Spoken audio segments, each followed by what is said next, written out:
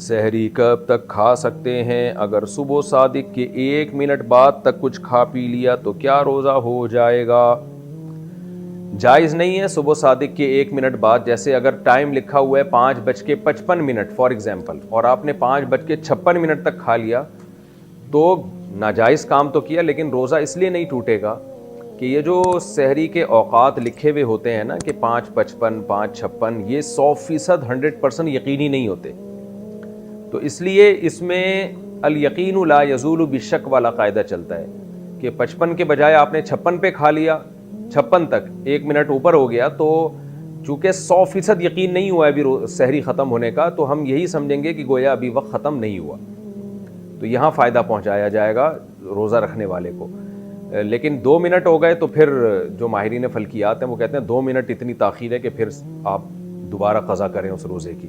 لیکن اتنی تاخیر درست نہیں ہے، بلکہ ماہرین فلکیات تو یہ کہتے ہیں کہ اگر سحری کا وقت لکھا ہے 5:55 تو آپ احتیاطاً 54 منٹ پہ ختم کر دیں احتیاطاً. تو اس لیے دیر نہ کریں، لیکن 1 منٹ اگر اوپر ہو گیا ہے تو اس سے روزہ ٹوٹے گا نہیں. شوگر لیول کم ہو گیا تو روزہ توڑ سکتے ہیں؟ میرا شوگر لیول اکثر کم ہو جاتا ہے، اگر روزہ نہ ہو تو کچھ میٹھا کھا لیا جائے تو بہتر ہو جاتا ہے، لیکن روزے کی حالت میں شوگر لیول کم ہو جائے تو کیا روزہ توڑنے کی گنجائش ہوگی؟ جی ہاں بھائی، گنجائش نہیں. آپ پر تو شوگر کے مریضوں پر تو یہ چیز لازم معلوم ہوتی ہے، کیونکہ ہم نے اپنے ریلیٹیوز میں دیکھا ہے شوگر کے پیشنٹ تھے، روزہ رکھا، شوگر لیول ڈاؤن ہوا اور انا للہ ہو گیا ان کا اچانک. تو شوگر کے مریض کو ہر وقت اپنی جیب میں چینی رکھنی چاہیے. اگر وہ روزہ رکھتا ہے تو چینی ہر وقت اپنے پاس رکھیں.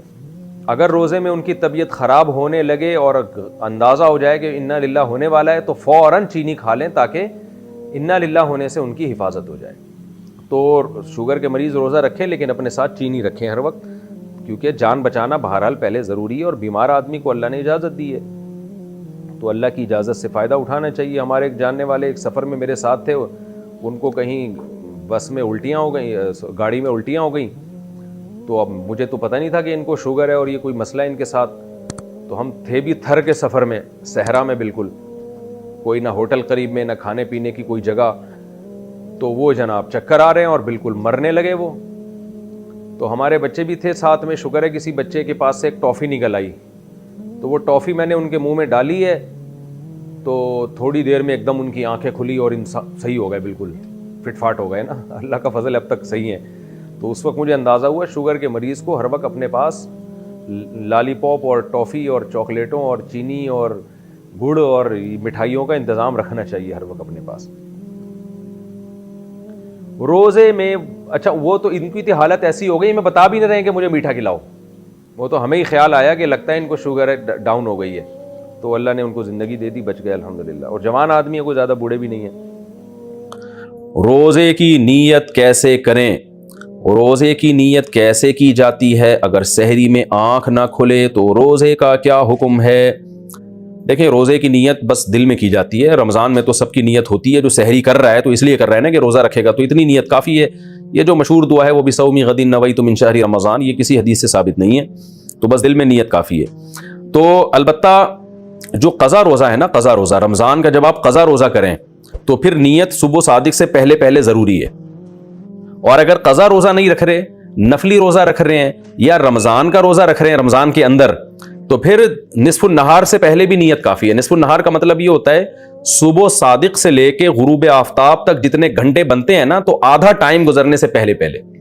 جیسے روزہ اگر 14 گھنٹے کا روزہ ہے تو صبح صادق سے لے کے 7 گھنٹے گزرنے سے پہلے تک آپ روزے کی نیت کر سکتے ہیں. تو اگر کسی کی سحری میں آنکھ نہ کھلے اور رمضان میں، تو جیسے ہی آنکھ کھلے بس وہ اسی وقت نیت کر لے، کیونکہ رمضان کا روزہ چھوڑنا کبیرہ گناہ ہے، وہ نہیں چھوڑ سکتے. اگر سحری میں آنکھ نہ کھلے تو بھی نہیں چھوڑ سکتے. بعض لوگ کم ہمتی کرتے ہیں کہ جی سحری میں آنکھ نہیں کھلی، دن بہت لمبا ہے، رات کو کھانا بھی تسلی سے نہیں کھایا تھا تو روزہ چھوڑ دیں. نہ، آپ کو روزہ چھوڑنے کی اجازت نہیں ہے. روزہ آپ کو رکھنا پڑے گا، چاہے افطاری میں ڈٹ کے کھایا ہو یا نہ کھایا ہو، رات کو ڈنر کرنا یاد رہا ہو یا بھول گئے ہو، صبح سحری میں آنکھ کھلی ہو یا نہ کھلی ہو، رمضان کا روزہ آپ نہیں چھوڑ سکتے سوائے اس کے کہ آپ سفر میں ہو یا آپ بیمار ہوں. اس کے علاوہ آپ کے لیے اجازت نہیں ہے.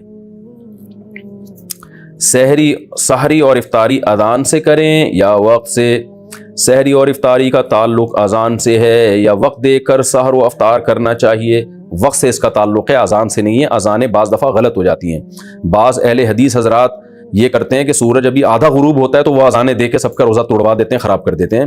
تو میں نہیں کہتا سارے اہل حدیث ایسا کرتے، لیکن ان اہل حدیث کی خدمت میں گزارش ہے کہ خدارا آپ اپنا مسلک دوسروں پہ تھوپتے کیوں ہیں؟ اگر آپ کی رائے یہ ہے کہ آدھا سورج غروب ہونے پر افطار جائز ہے تو آپ کر لیں، لیکن آپ اذان دے کے سب کے روزے توڑوا دیتے ہیں اور اپنی رائے سب پہ مسلط کرتے ہیں، تو یہ بہت غلط ہے، یہ بہت زیادتی ہے۔ نہیں، آپ اختلافی آپ ایک مسئلہ ہے تو اس میں اپنی رائے زبردستی ٹھونس کیوں رہے ہیں آپ دوسرے کے اوپر؟ بعض دفعہ ایسے ہوئے ہیں واقعات کہ کسی اہل حدیث کی مسجد سے اذان ہی پہلے ہو گئی، ان سے پوچھا گیا تو کہہ رہے ہیں ہمارے مسلک میں اور یہ حدیث کی روشنی میں جائز ہے، حالانکہ ایسا نہیں ہے حدیث سے۔ آپ کی ایک رائے ہے، آپ نے حدیث کی ایک تشریح کی ہے، تو اس تشریح کی وجہ سے آپ کی یہ رائے ہے نا، تو آپ اپنی رائے دوسری کی رائے پہ مت تھوپیں مت اس کو۔ تو اس لیے اگر کسی نے اذان سن کے روزہ افطار کر لیا اور بعد میں دیکھا کہ ٹائم ابھی داخل نہیں ہوا تھا تو اس کا روزہ ٹوٹ گیا، اس کو قضا کرنی پڑے گی۔ اور اگر پتا تھا اس کو کہ روزے کا ٹائم ابھی شروع نہیں ہوا، سورج مکمل غروب نہیں ہوا ہے، پھر بھی اس نے اذان سن کے روزہ توڑ دیا تو پھر کفارہ بھی لازم ہوگا اس کے اوپر۔ تو اس لیے اذان کے بجائے نا جو سحر افطار کے جو ٹائم کے جو جدول ملتے ہیں، نقشے ملتے ہیں، ان کو دیکھا کریں اور اس سے بھی احتیاطاً 2 منٹ بعد روزہ کھولیں۔ یہ جو حدیث میں آتا ہے کہ جلدی افطار کا ہمیں حکم ہے، تو بالکل ایسا ہی ہے، لیکن جلدی کا مطلب یقین تو ہو کہ سورج غروب ہو گیا ہے۔ تو یہ جو نقشے ہمیں ملتے ہیں جن میں سورج غروب ہونے کا ٹائم لکھا ہوتا ہے، یہ احتیاطی ٹائم ہوتا ہے، یقینی نہیں ہوتا، یعنی 100% اس پہ یقین نہیں ہوتا، لہذا اس میں کم از کم 2 منٹ کی احتیاط لازمی کیا کریں۔ میرا یہ معمول ہے ہمیشہ سے کہ اگر سورج غروب ہونے کا ٹائم 6:30 لکھا ہوا ہے تو میں 6:32 پہ افطار کرتا ہوں۔